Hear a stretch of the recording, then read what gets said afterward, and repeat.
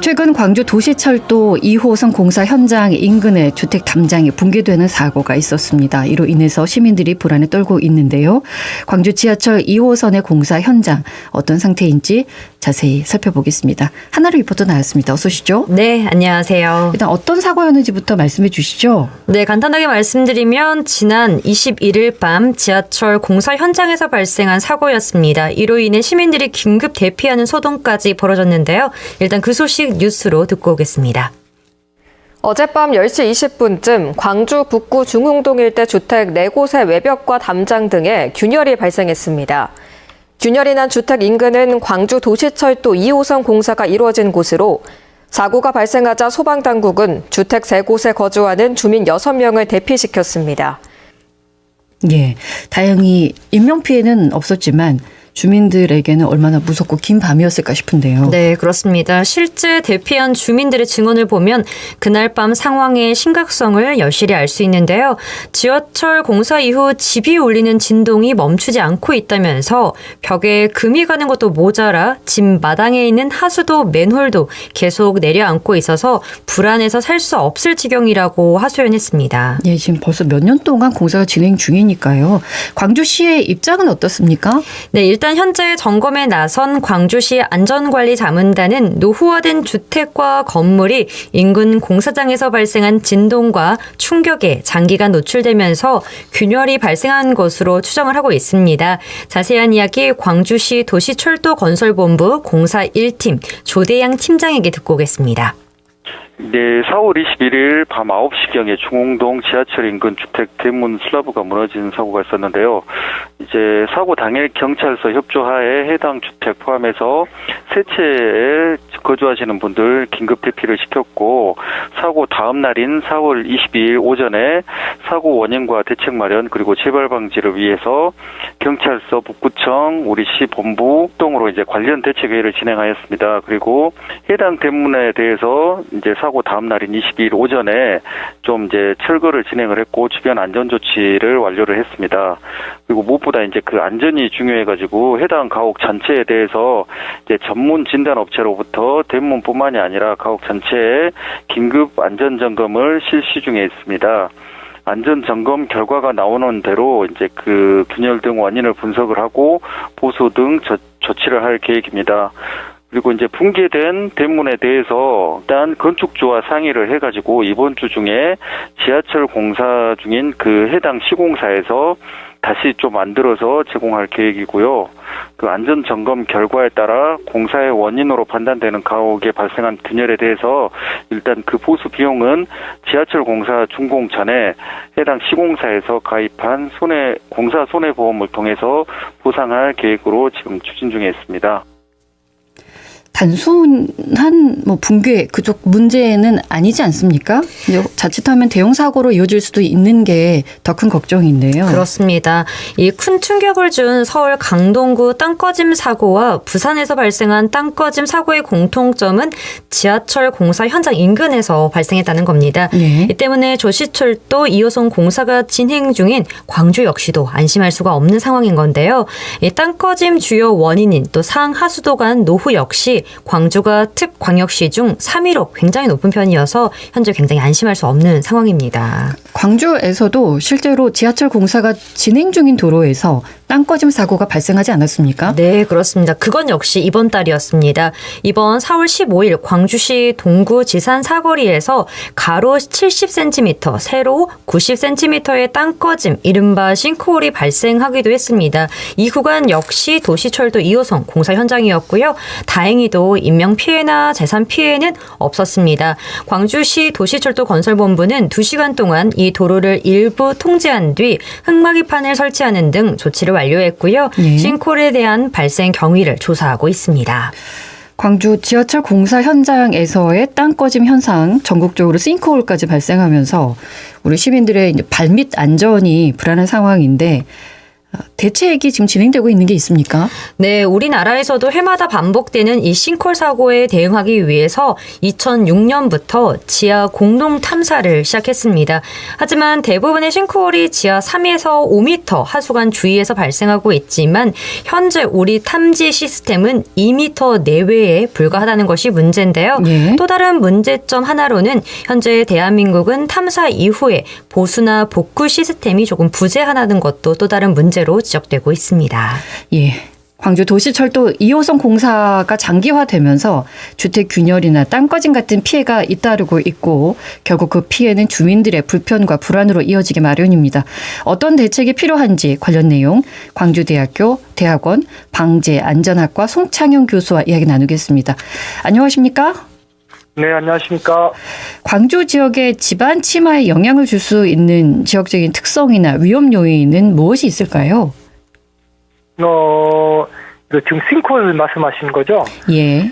땅꺼짐 현상과 같이 말씀드리겠습니다. 네, 그게 이제 땅꺼짐 현상 자체가 지하철이나 터널, 지하 건축물 등의 공사를 하는 과정에서 과다 배수라든가, 예. 또 지하수를 너무 많이 사용했었을 때, 또 노후된 상하수도관에서 누수가 생겼었을 때, 보통 이런 곳에서 우리가 집안 침하라든가 땅꺼짐, 싱크홀이 생기는 거 아니겠어요? 예. 근데 이제 광주 같은 경우에는 잘 아시다시피 과거 영산강이라든가 광주천을 중심으로 도시화가 되다 보니까 아무래도 영산강이나 광주천 주변이다 보니까 사지토 개념이 많습니다. 그러다 보니까 이게 투수 개수가 물이 잘 이렇게 이동할 수 있는 그 투수 개수가 굉장히 높기 때문에 집안 침하 원인이 굉장히 높게 될 수가 있고요. 예. 특히 이제 제일 큰 문제는 80년대부터 설치된 그 도심지의 상하수도관이 장기간 그 노후된 상태이기 때문에 아무래도 더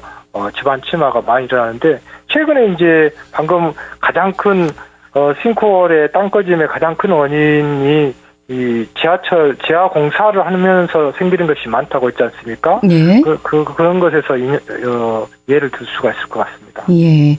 그러니까 최근에 잦아지고 있는 땅꺼짐이나 싱크홀이나 주택 균열이 지하철 공사와 연관이 있다는 말씀이신데요. 네. 서울 등 다른 지역과 비교할 때 우리 광주의 집안 안전 관리 수준은 어느 정도입니까? 이게 이제 전국의 시군구 지자체가 잘 아시다시피 지하 안전관리에 관한 특별법이 생겨서 집안 침하 사고 발생 가능성이 큰 지역을 중점관리 대상으로 지정하고 있거든요. 네. 그런데 광주 같은 경우는 7년간 약 한 154건의 싱크홀이 발생했음에도 불구하고 중점관리 대상이 한 개도 지정되어 있지 않는 상태입니다. 그러니까 네.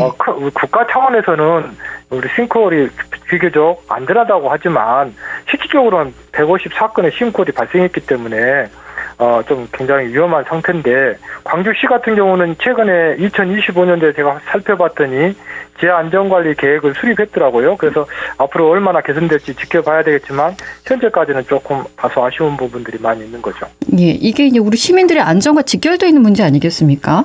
네. 네. 이런 싱크홀이나 침하 조짐을 미리 포착을 하고 대응할 수 있는 시스템을 갖춘다면 참 좋아 보이는데 광주시가 지금 그렇게 하고 있습니까?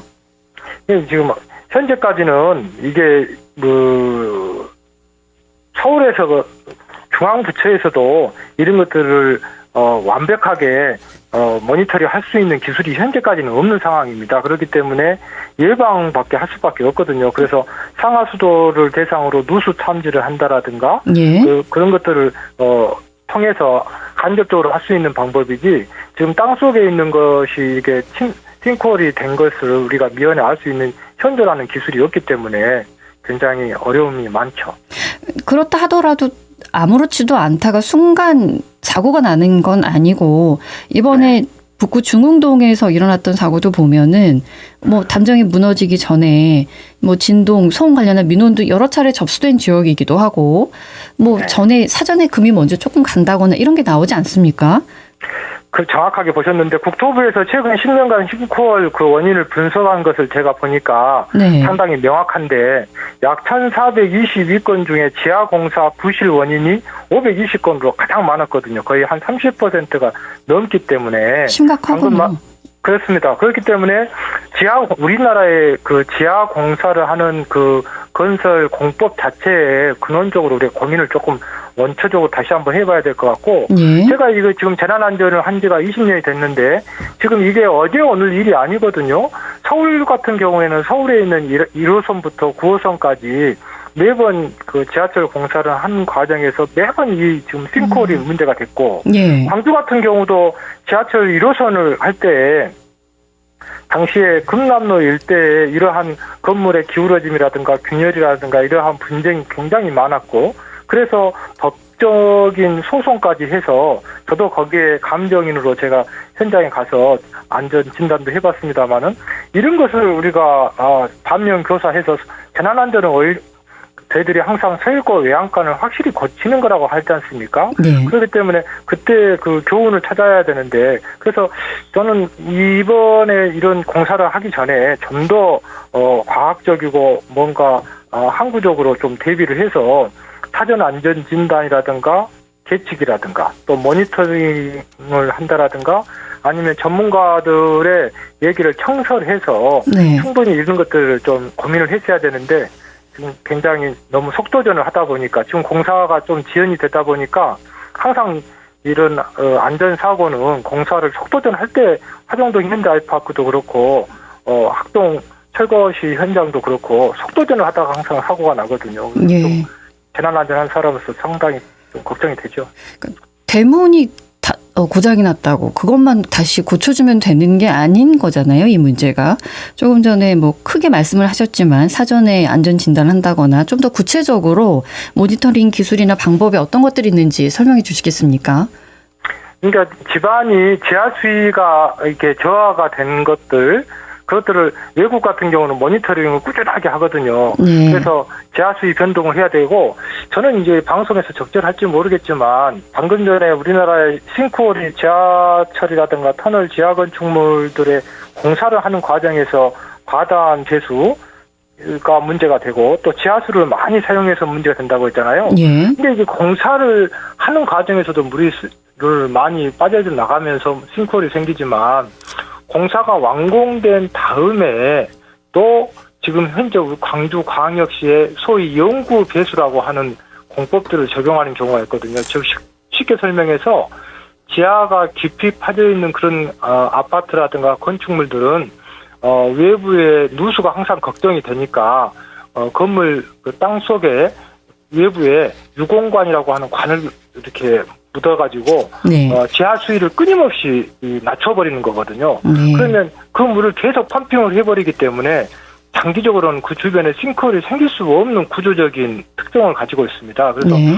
경기도 같은 경우는 제가 서울에 있을 때 경기도 같은 경우는 애시당초에 이런 영구 배수를 하지 못하도록 다소 지하에 누수가 좀 생기더라도 공익적인 차원에서 봤었을 때 싱크홀이 생겨버리면 안 되지 않습니까? 지나가는 행인이나 물론입니다. 오토바이 타고 하시다가 사고가 나버리면 안 되기 때문에 너무 소탐 대시를 해버리는 그런 우를 범해서는 안 된다고 생각하거든요. 그래서 지금 독일 같은 경우에는 이 지하수위 건물을 지탱하고 있는 이 집안이 안전해야 되지 않습니까? 즉 쉽게 설명해서 이를 지탱하고 있는 잇몸이 튼튼해야 되지 않습니까? 예, 광주도 지금 집안 안전성을 높여야 되는 상황이지 않습니까?